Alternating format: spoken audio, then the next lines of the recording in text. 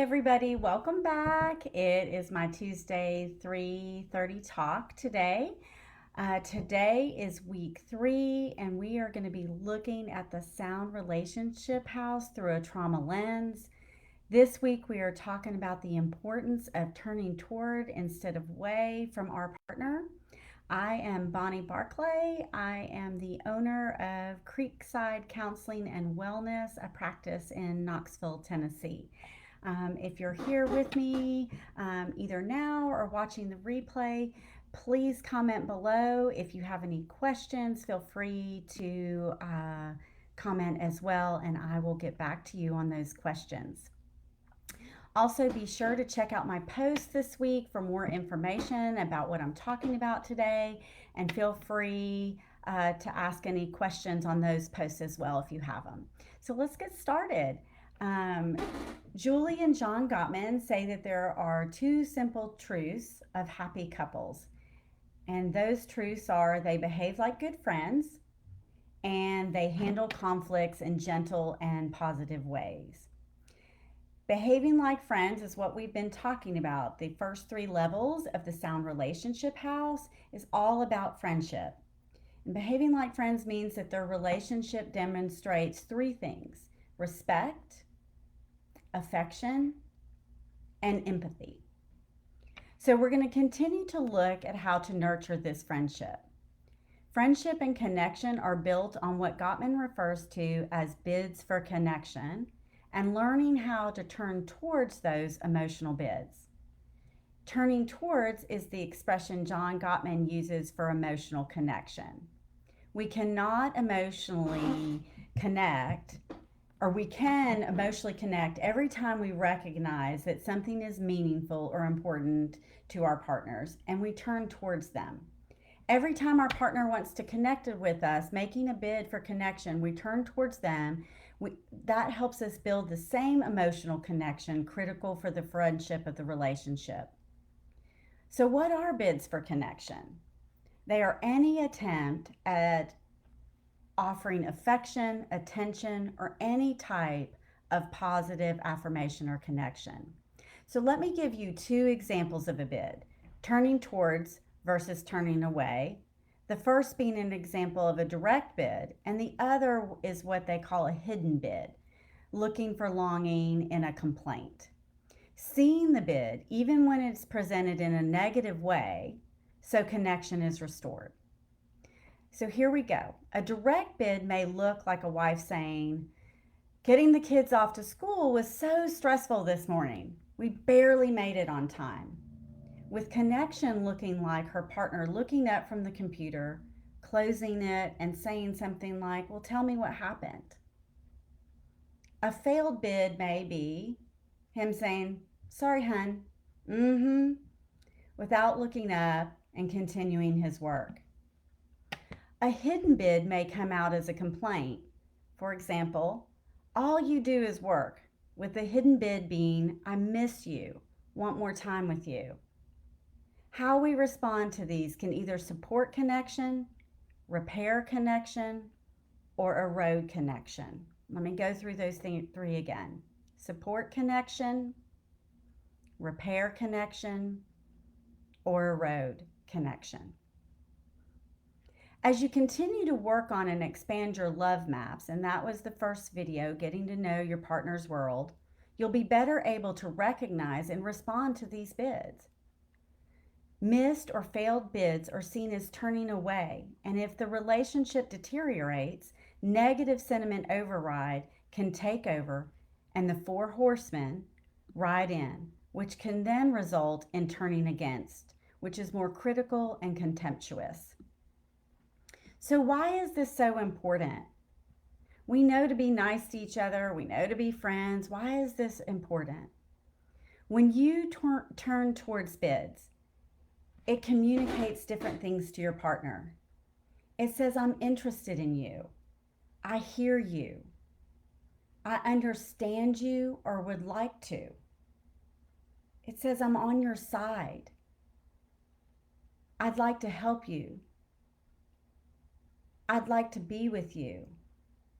And I accept you. even if I don't accept all of your behavior or ideas.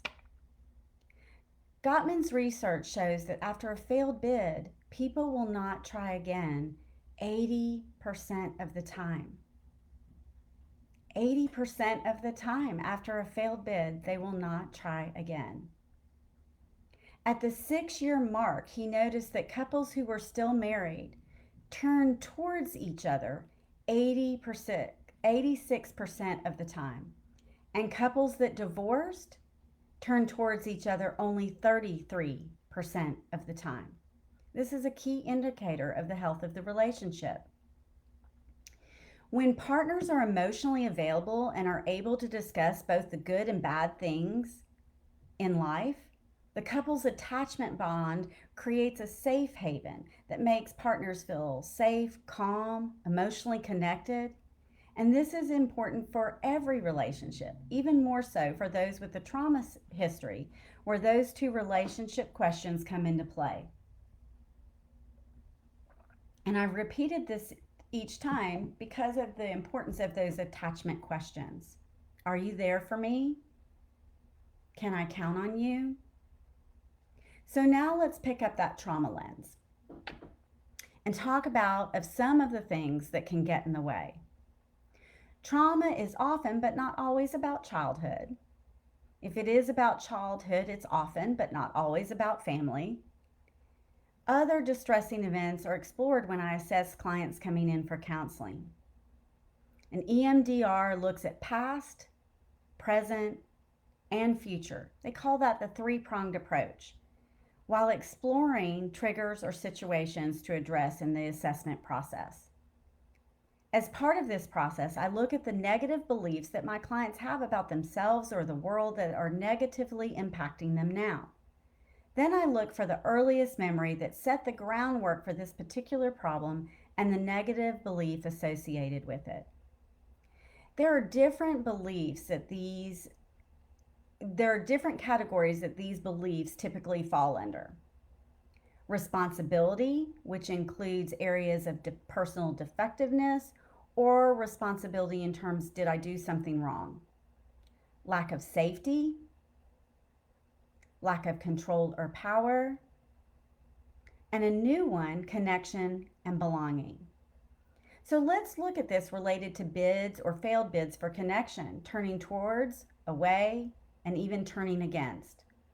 I'm going to go through some of these beliefs that come up in my practice. And while I'm reading them, think about how a problem with this might show up, interfering with the success of navigating this process, making bids, repairing things, or turning back towards when bids fail, and finally, how they could fuel things if these patterns became more entrenched.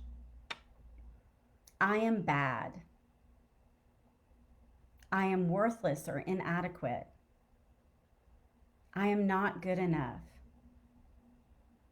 I cannot trust anyone. I am not safe. I am helpless or powerless. I have to be perfect and pleasing. It's not okay to feel or show my emotions. I'm not in control. These are just some of the examples of what comes up. The key takeaway here is not to beat yourself up for these thoughts or your inability to respond instead of react when current triggers push up against these memories. These distressing events that need to be addressed can be addressed. There is hope. If you're overreacting, it's generally because the situation is triggering an unprocessed memory. I've talked about this in earlier videos and on my posts, how these memories get stuck, so please check them out if you're curious about what's going on there. Just reframing the negative beliefs does not always work when the memory itself needs attention, or in EMDR terms, needs to be reprocessed with adaptive information. EMDR jumpstarts the brain's adaptive information processing system to help clients do just that. So let's think about this even deeper. So for a person who is not good at asking for what they need, It's important to be sensitive and in tune to checking this out, knowing your partner. Because if they ask and you don't respond, that just reinforces that negative belief. So these failed bids can be especially triggering. Think about the beliefs I just mentioned, and alongside the attachment questions of, are you going to be there for me? Can I count on you? Can you see how failed bids can reinforce the negative beliefs I discussed?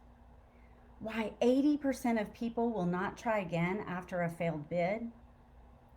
Someone who does not feel safe due to childhood issues or a recent incident, an assault, a boss raising his or her voice, and then a present incident with a partner that pushes up against that. They may withdraw, turn away, shut down, turn against, or pursue with anxiety fueling the approach rather than connection. And that can really cause more of a dance of that withdraw, pursue cycle, which continues to fuel this. So here are two hard truths for this week I want you to think about.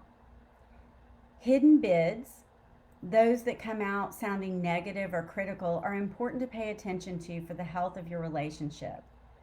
Ask for help if moving out of reactivity proves difficult. What is the underlying message to those negative hidden bids? And two, a key barrier is the distraction of our wired world that often results in failed bids. This can become at least a bad habit, if not addictive pattern. Mindlessness, not malice, is usually the reason for failed bids. So, okay, how can you look at these two challenges and show up differently in your relationship? Either by being more present or turning toward, especially when feeling defensive, trying to extend grace and being curious, asking yourself, could my partner's hurt and reactivity be about more? Also, how can you make regular deposits in your partner's emotional bank account, that small stuff often approach, so you have more positives in the account to help you weather any storms that come your way? Till next week, where we'll be talking about positive perspective, I want you all to take care and have a great week. And I'll talk to you soon. Thanks so much. Bye.